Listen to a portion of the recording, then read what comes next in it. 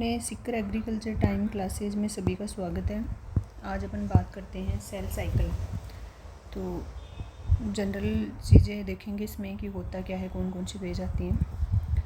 इसमें 2 फेज होती हैं, इंटरफेज और सेल डिवीजन्स। सेल डिवीज़न में अपन पढ़ते हैं मियोसिस और माइटोसिस। ये इम्पोर्टेंट है, थोड़ा सा देख लेना। जैसे गाइड हैं तो उनमें ये पता नहीं होता कि इंटरफेज सेल साइकिल का पार्ट है, सेल डिवीज़न अलग से है, ऐसे ही गुड़मुड़ कर रखा है उन्होंने।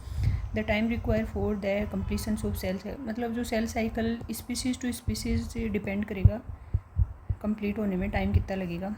इसकी फर्स्ट स्टेज है इंटरफेज और सेकंड सेल डिवीज़न आप पढ़ ही लोगे। अरे वहीं मतलब इंटरफेज भी दे रखी है, लेकिन सेकंड जो है इसकी सेल डिवीज़न है। इंटरफेज में इसको डीएनए सिंथेसिस फेज बोलते हैं जनरली बात करें तो अपन। Interphase consist of G1, S और G2 सब फेज हैं इसकी। G1 है वो रेस्टिंग फेज है, S है जो पीरियड ऑफ डीएनए रेप्लिकेशंस होता है इसमें, एंड जो G2 फेज है रेस्टिंग स्टेज आफ्टर डीएनए रेप्लिकेशंस की जो स्टेज है वो G2 हो जाएगी।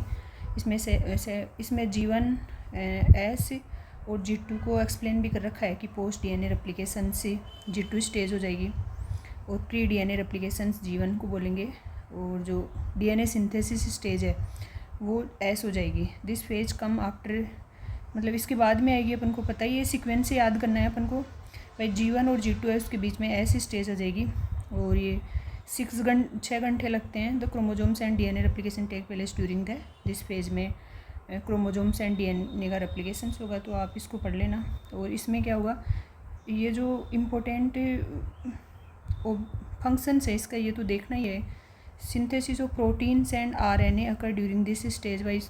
प्रोटीन और आरएनए का सिंथेसिस किस में होगा, तो G2 स्टेज हो जाएगी। इसमें होगा protein and RNA, synthesis of protein and RNA take place during this phase. मतलब जो प्री डीएनए रेप्लिकेशंस है उसमें प्रोटीन एंड उसका आरएनए का सिंथेसिस होगा। जो पोस्ट डीएनए रेप्लिकेशंस है उसमें भी प्रोटीन और आरएनए का सिंथेसिस होगा। तो आप देख लेना सबसे ज़्यादा टाइम किस स्टेज में लगता है। बहुत सारे क्वेश्चंस बनते हैं सेल साइकिल में, ICAR, JET सभी एग्ज़ाम के लिए इम्पोर्टेंट है।